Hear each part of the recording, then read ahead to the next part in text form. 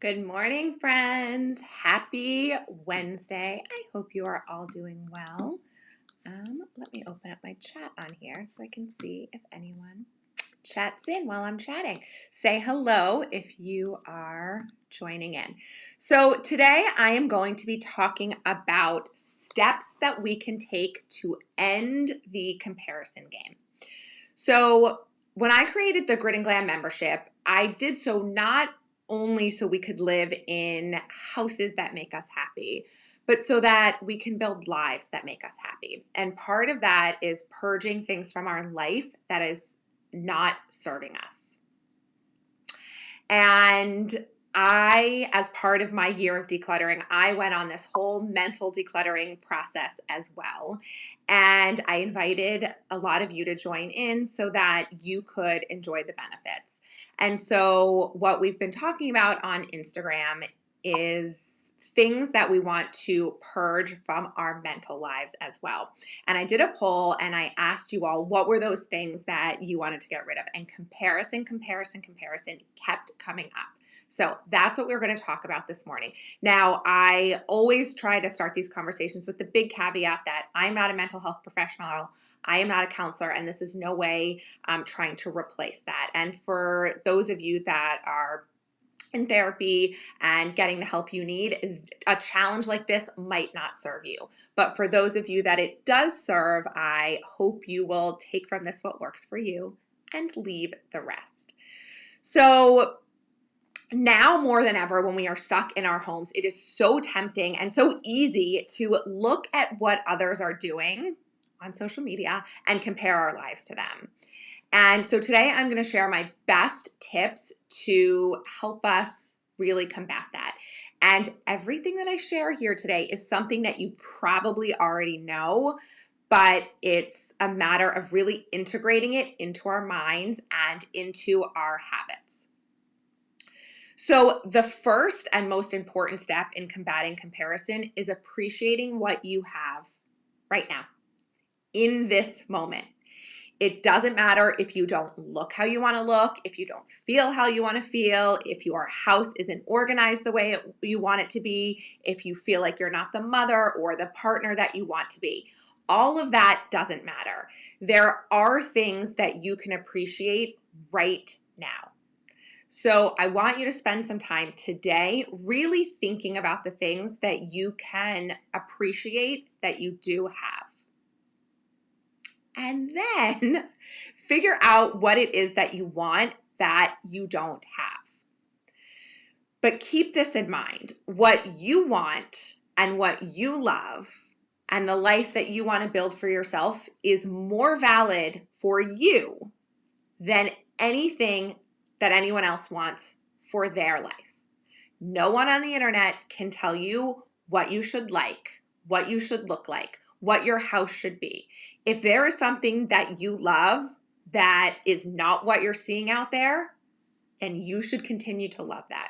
So really spend some time thinking about what it is that you want, not what you think you should want.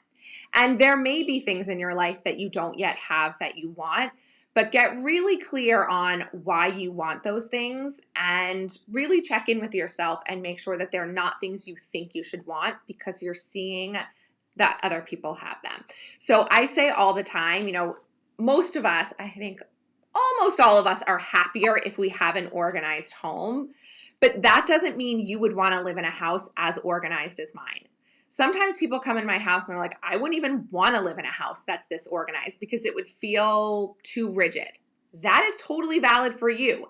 It does not feel that way to me or to those of us that live in our house, but it might feel that way to you. So the goal is not to have a house as organized as mine. The goal is to have a house as organized as you want it to be. Same thing if you are following a fitness influencer, for example, because you want to eat healthier and you want to work out, but you might not want to count macros all the time and you might not want to buy a Peloton. So make the changes that feel good for you. When you're looking around, take the things that fit your life and that you can feel excited about and that you can integrate into your life and leave the rest. The next step that I find really helpful is to really wrap your head around the truth that we don't know the battles that anyone else fights on a daily basis. We don't know the pain and suffering that others have endured to get them where they are right now. Sometimes we don't even know it about our best friends, right? You have no idea the journey or the work that it took behind the scenes to get someone to where they are now. And oftentimes we are comparing someone's chapter 5 to our chapter 1, right? We don't know all the work that's happened behind the scenes. So it really doesn't make sense to look at others, to look at what others are doing, with the exception of looking to get motivated. My second grader came home from school one day and she said, "I learned the most important word in the English language today." And I thought she was going to say that the word was sorry, but she learned that the most powerful word is yet. And I thought, well, isn't that brilliant? Because I don't have this thing that I want yet. It doesn't mean I'm never going to have it, but it does mean I need to put a plan in place to get there. Okay, so what do we do instead? I find this to be the most impactful step when I find myself getting caught up in the comparison game. And I meant to say this in the beginning. No matter how happy you are with yourself, with your life, with your house, with your spouse, with any of these things, nobody is immune to the comparison game. We all fall into those traps. We all have our bad days, our bad months, our bad years, whatever. The worst thing you can do is to make yourself feel even worse by shaming yourself because you're getting caught up in it. We all do it.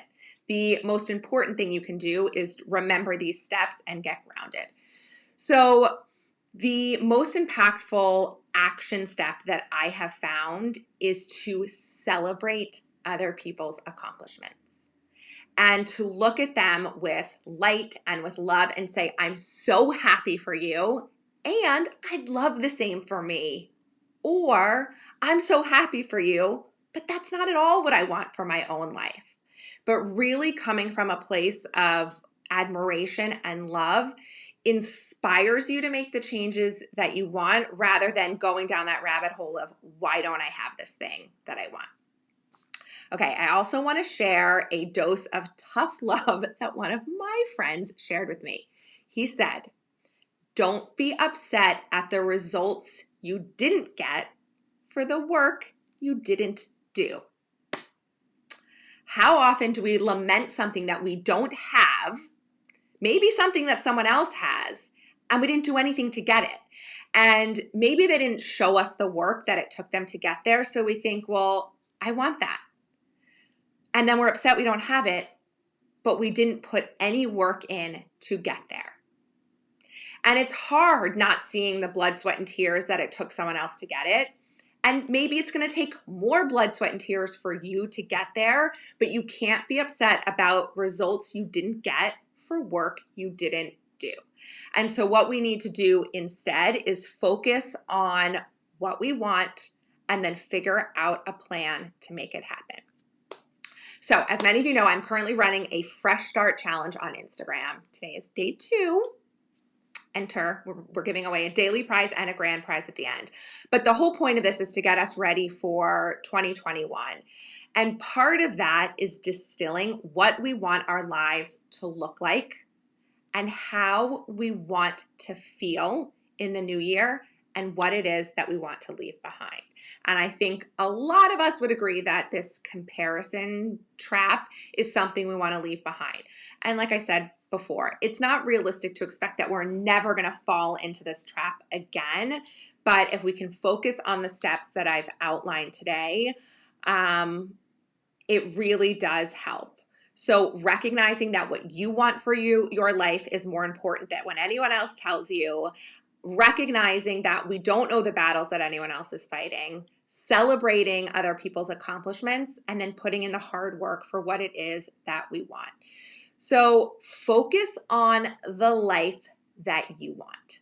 Stay in your lane, and then look ahead or right and left only to be inspired, not to be dragged down and to compare. So I will leave you with this quote. Don't compare your life to others. There's no comparison between the sun and the moon. They shine when it's their time. Okay, friends, I always love to hear from you, so share your thoughts or any tips below. And it's not too late to join the challenge going on. So just click the link in my Instagram bio if you want to download the printable. And I hope this was helpful. Hello to all of you jumping in and saying hi, and I hope you have a great rest of your day.